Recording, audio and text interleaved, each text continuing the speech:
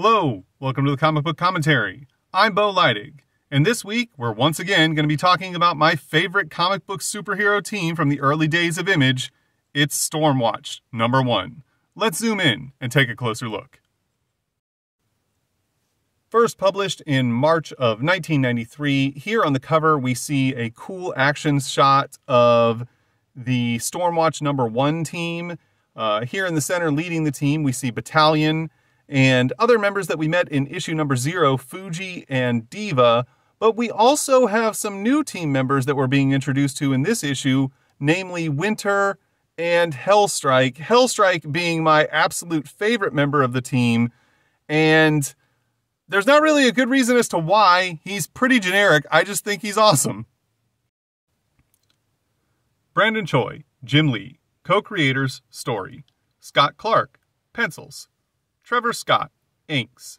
Joe Chiodo, colors. Mike Heisler, letters.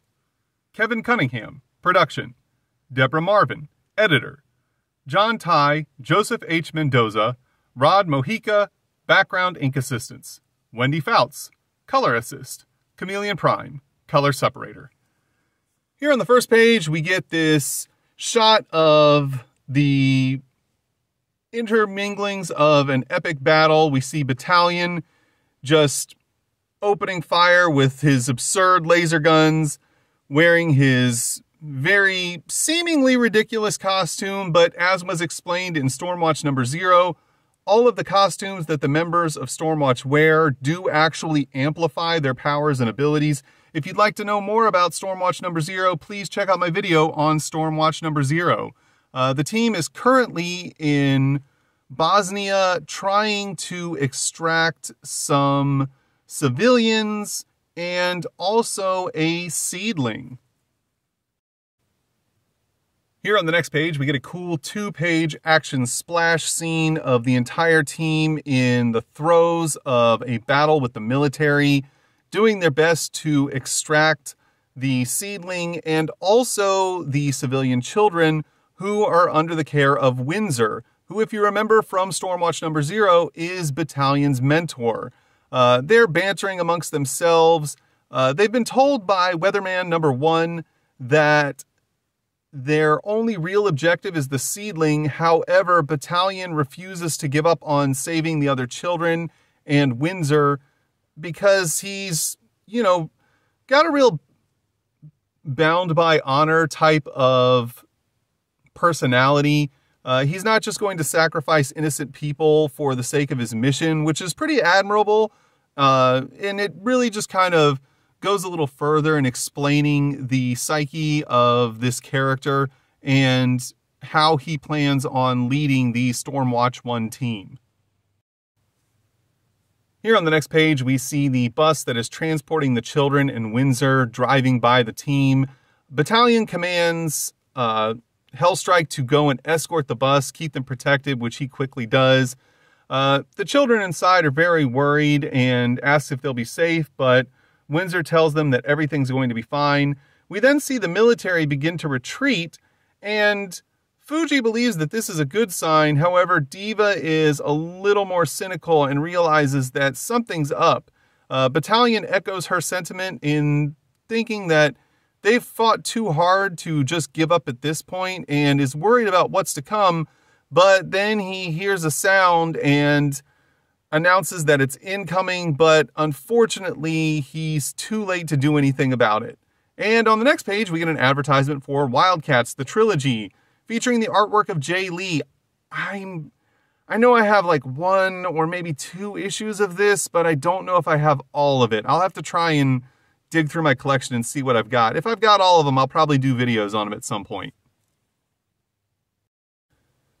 We see here on the next page that there's an explosion underneath the bus, which sends the bus flying. All of the kids are panicking, and the shot came from none other than the Mercs team, led by Deathtrap, who, despite looking like kind of a ripoff of Deadpool, is less of a ripoff of Deadpool than Pike, I would say, but still, kind of there to a degree. He's a mercenary. He uses a lot of guns. We also have other team members such as Kilgore, who is kind of a pretty lackluster impersonation of Wolverine. If you're thinking, man, he sure seems a lot like Deadlock, that's because he is. He's basically like Deadlock, but with a dumber costume. We also have Razor and also Slayer. They're very much at odds with Stormwatch. Notably, they dislike Battalion quite a bit. And we see here that Deathtrap is very much taunting him, references a battle that they had in Kuwait, and believes that Battalion had died in that battle and was surprised to see him here in Bosnia. However, Battalion is not amused. He and the rest of the team are not going to let Deathtrap and the rest of the mercs come in and harm anyone or kidnap the seedling that they're after, and Hellstrike tells him to just say the word. Here on the next page, we see that the two teams waste no time jumping into battle. We see that Deathtrap and Battalion are trading gunfire with one another. Diva is quickly jumping into battle against Razor, who we find out was actually a member of the Stormwatch team, but left in search of a huge payday to become part of the mercs. We also see Hellstrike shooting energy beams down onto the ground, presumably at other members of the team, but we can't see them from this perspective. Here we see Fuji trying to lift the bus out of the crater that was created underneath it to try and help the children and Windsor escape. Unfortunately, he is attacked from behind by this guy here. And we don't know who this guy is because he's not identified. And I thought maybe he was Strong Arm from Youngblood #1. If you haven't seen my video on Youngblood #1, feel free to check it out. But he's not. And this brings me to one of my real pet peeves about not just image books, but comic books in general. If you're going to introduce a new character, you need to tell us who they are. Unless it's part of the story that the character's identity is a secret, don't just have someone show up out of nowhere and attack the main characters and heroes of the story with literally no explanation as to who they are and why they're there. We then see that Razor goes after the bus as it's trying to get away. She can apparently shoot laser beams out of her eyes and starts attacking the bus.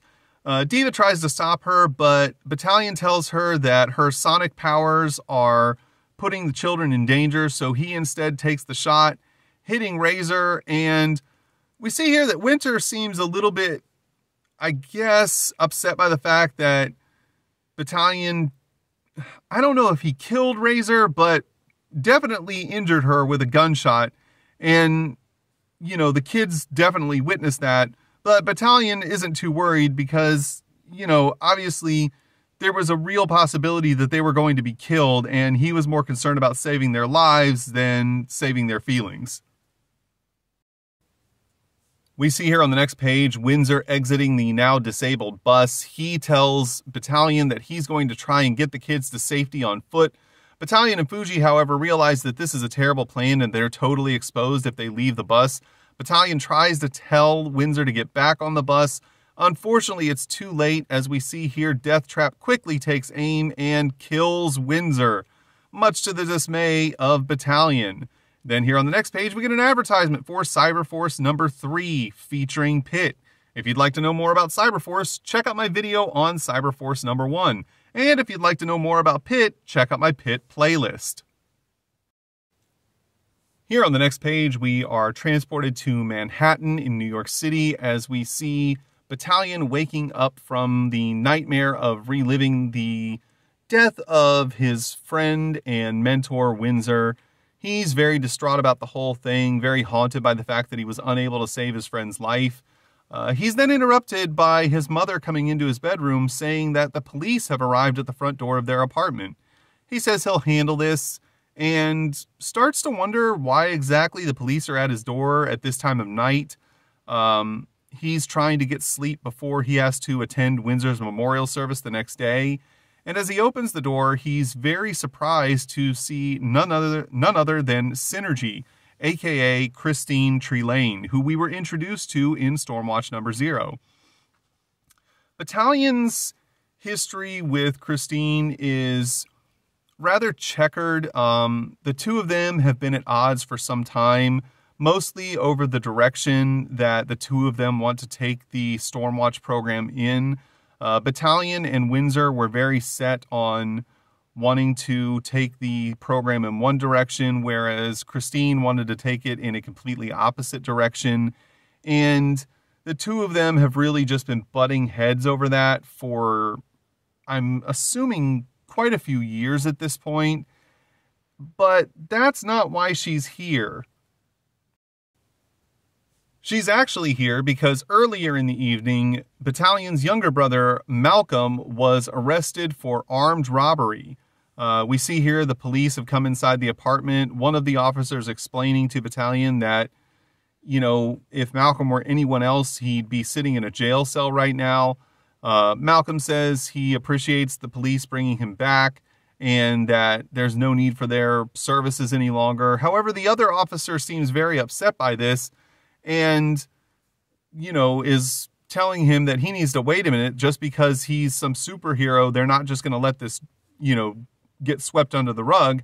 However, Battalion quickly reminds them that due to Stormwatch being a UN program, he and every member of his family all have diplomatic immunity, and therefore the police have literally no jurisdiction or power to do anything about what happened earlier in the night, and tells them all to leave. Christine somewhat chastises Battalion for being so crass with the officers and reminds him that those officers were just doing their job. Battalion knows this, but he's really, you know, more upset about what's been going on and all that sort of thing. Basically tells Christine to get lost and then gathers himself to talk to his younger brother, Malcolm, who begins to inform him of the events that led to his arrest, as he and two guys that he met earlier in the night were cruising around, and then those two guys decided that they were just going to rob a random electronics store. And Malcolm, rather than just leave, decided that he didn't know what to do, so he just joined in with them. The two of them are then yelling at him for not grabbing a TV. Kind of strange that they would just all of a sudden throw a brick through a window and decide to start snatching televisions, but apparently they just had that, you know, instinct of like, let's go mess up somebody else's lives and steal their stuff. Here on the next page, we get a cool full-page ad for Union. If you'd like to know more about Union, check out my video on Union number 1. Then on the next page, we see that Malcolm and one of the boys start arguing as Malcolm tells him what they're doing is wrong and that they need to get going. The other boy starts to chastise Malcolm, saying that he should be helping them. The third boy decides that this is ridiculous and just tries to escape with one of the TVs. Unfortunately, they've taken too long, and the silent alarm has contacted the NYCPD. To the scene of the crime, they quickly start chasing the boys into the alley. They can't shake the cops, so one of the boys pulls out a gun and starts shooting at the police. Just a heads up, there's no instance ever in the history of America in which turning around and shooting at the police has ever worked out for anybody. But, you know, he decides this is the best course of action. Malcolm can't believe what's happening. He turns back, tries to take the gun from him, tells him that what he's doing is insane, that they can't be shooting at the police. And as I stated before, this doesn't work out for him because after being fired upon, the police have returned fire and shot the boy in the chest. Malcolm is now stunned. He can't believe what he's seeing, and that one of the people that he was hanging out with earlier in the night has now just received a gunshot wound. We see here then on the next page that the boy dies in the streets from his wounds.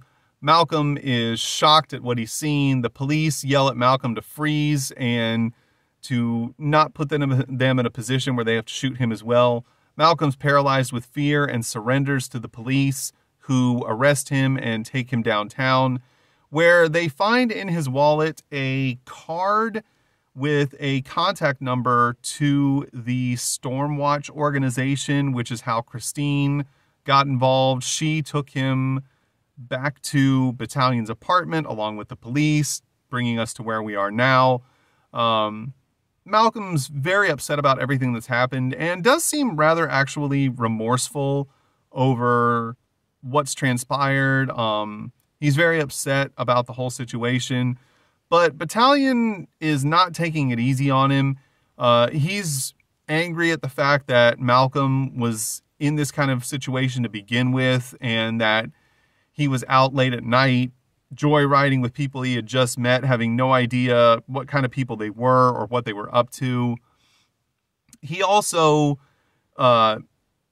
really drives home the fact that, you know, what Malcolm's been up to would have, you know, potentially led to him dying, and that it's putting their mother through severe emotional turmoil, and decides that he's too upset to deal with it. So he tells Malcolm to go to bed and that they'll deal with it in the morning. We then see here the skyline of New York City, and in the sky, a bright light shining, which is not a star, but in fact the Stormwatch satellite, as we see a small spacecraft leaving the satellite that contains Youngblood Team Number 1. And we find out in this issue that Youngblood is actually a sister organization that is affiliated with the Stormwatch program, which makes sense, being that it's set up in a very similar manner. We then are also introduced once again to Weatherman, who is taking in everything around the Earth, trying to lead the Stormwatch satellite and all of their teams in trying to keep the peace throughout the entire planet. Then on the next page, suddenly an alarm goes off, alerting the Stormwatch satellite that there has been a large electromagnetic anomaly within a 1-mile radius of the Chernobyl plant. They quickly try to assess the situation, and Weatherman decides that it's best for them to hold back and let the locals deal with it for now, but they're going to monitor the situation closely.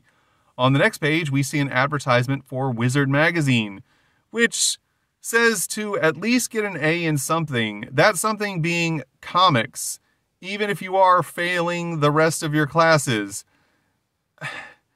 This isn't good advice. You shouldn't just be failing all your classes because you're reading comic books all the time. Come on, Wizard, get it together. Here on the next page, we see an advertisement for the Wildcats miniseries trade paperback, which you normally wouldn't need to buy if you owned all the single issues of the Wildcats miniseries. Unfortunately, Jim Lee decided to be kind of a scumbag with this and include Wildcats number 0 in this trade paper, which wouldn't normally be a problem, except this is literally the only way that you can get your hands on Wildcats number 0, because he never actually printed this up as a single issue. It only exists in the trade paper as a means to try and force people to buy the trade paper regardless of whether or not they own the miniseries. And I gotta say, I'm not a fan. This is a really, really, you know, kind of dirtball thing to do, man. Like, you know, I understand you need to make money, but at the same time, like, if everyone, or for all the people who have already purchased the miniseries, it's kind of screwed up to make them buy the trade paper of the miniseries again, just so they can get their hands on Wildcats number 0. Here on the next page, we see that Windsor's memorial service is wrapping up, and Christine approaches Battalion to apologize for her behavior the night before, and, you know, just lets him know that she realizes he is going through a difficult time, being that one of his best friends and colleagues and mentor has just died, and that despite the fact that she and Windsor were not, you know, on the same page when it came to the direction of Stormwatch, that she did respect him and that she is sad that he lost his life. We then see some shadowy figures approach Malcolm to ask if this is the Windsor Memorial Service. He tells them that it is, but is surprised that they're here so late because they've basically missed the whole thing. Of course, those shadowy figures are none other than the mercs from earlier in the book, as we see Deathtrap throw his trench coat off along with the rest of the team, Kilgore, Slayer, and this guy, whose name we still don't know. Malcolm has no idea what's going on. Battalion tells Malcolm to get behind him, as he and Christine and Fuji are the only members of the Stormwatch organization who are there to fight off the mercs. However, Slayer gives them no time to get their bearings, as she quickly unleashes a blast from her laser rifle thing that causes a huge explosion, disorienting the team. Deathtrap then quickly springs into action, attacking Battalion, hitting him in the face. They're here because they were unable to secure the seedling in Bosnia and want instead to take Malcolm, who we know from Stormwatch number 0 also has special abilities and powers that are not activated yet, but that's the whole reason that Battalion agreed to join the Stormwatch team in the first place, was to keep Malcolm out of the Stormwatch team. Battalion then quickly gets his bearings back, grabs Deathtrap, slams his head into the ground, but Deathtrap quickly punches Battalion in the lower jaw and then starts to run away. Battalion quickly starts to pursue him and tells him that he's not going to get away that easily. Here on the next page, we get a 2-page advertisement for the Wildcats trading cards from Topps. I do not own any of these cards, though if I found a complete set of them, I would probably buy them. It says here that there's only 100 cards in the series, and I'd be surprised if they cost all that much. I don't believe that there's a huge demand currently, as I'm recording this video, for Wildcats trading cards, but who knows, I could be wrong. Either way, I'd still be interested in taking a look at them if I ever found a set. We see here on the next page that Deathtrap was not actually trying to escape. He instead takes Battalion and Malcolm's mother hostage. Malcolm, of course, is very upset by this and tells Deathtrap to let her go. Deathtrap responds by turning and shooting Malcolm point blank in the chest with his laser gun, while his mother pleads for Deathtrap to please stop. Christine quickly runs over to Malcolm's aid and realizes that he's still alive and merely stunned.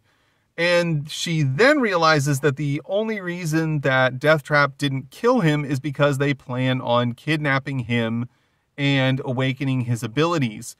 Deathtrap, of course, confirms this because he's a villain in the 90s and he has to make sure that all of the heroes know exactly what his plan is, but then quickly turns his gun on Battalion and opens fire on him. Battalion, of course, is okay because he was able to get his psionic shield up to protect himself. However, he does let us know through the process of a thought bubble that it was very difficult for him to do that so quickly without his suit on to amplify his abilities. And this is where we're kind of let on to the idea that all of the characters of Stormwatch are definitely much weaker without their suits on. Not that their abilities don't exist, but the suits themselves amplify their abilities by a wide margin. Christine yells at Battalion that they have no choice. She has to awaken Malcolm's abilities now to prevent him from being kidnapped by the mercs. Battalion doesn't want her to do it, but she says she has no choice and that she's sorry, and decides to activate Malcolm's super abilities. Here on the next page, we get a full page splash of Malcolm's abilities being activated, and he's in a ton of pain as power starts emanating throughout his body. We see large beams of light coming out of all the different parts of his body, and this is where the story of this book ends. Here on the next page, we see an advertisement for the Stormwatch trading card number 00. Now, this is basically the exact same scam as exists for Image Comics number 0, except this time I feel like it might be even worse. You have to buy Stormwatch number 1, number 2, and number 3. You have to cut out this coupon in all 3 of the books. You then have to mail it away along with $2 for shipping and handling for a single trading card to be mailed back to you, which is a load of crap. In the early 90s, a pack of trading cards would usually cost 99 cents, and that pack would include roughly 5 or 6 trading cards depending on who was making them. So you were getting 5 or 6 cards for $1, whereas Jim Lee is asking you to spend $8 plus on a single card. Come on, Jim, stop being a jerk. On the final page of the book, we see an advertisement for Comics Express, which was a mail-away service that you could order comics from. And on the reverse inside cover, we see an advertisement for Death Blow #1, which coincidentally is also an advertisement for Cybernary #1, which was on the back half of Death Blow #1. If you'd like to know more about Death Blow #1 / Cybernary #1, take a look at my video for Death Blow #1. And that was Stormwatch #1. I really like this book. Like I stated at the beginning of the video, Stormwatch is easily my favorite superhero team from the early days of Image. I really like a lot of the characters. I felt that the story overall was really good. It was a decent story without being overly convoluted. There weren't too many off-the-wall characters. There weren't too many, twists and turns that never made sense or anything like that. Stormwatch actually was a well-written story, and I really enjoyed it. I'm going to really enjoy doing the videos on all of the Stormwatch issues that I have. But those are just my opinions. Your opinions may vary. You may have hated Stormwatch in the early days of Image, or you may have not been alive or read any of it at all. But at any rate, feel free to like, comment, and subscribe, and thanks for stopping by. Have a great day.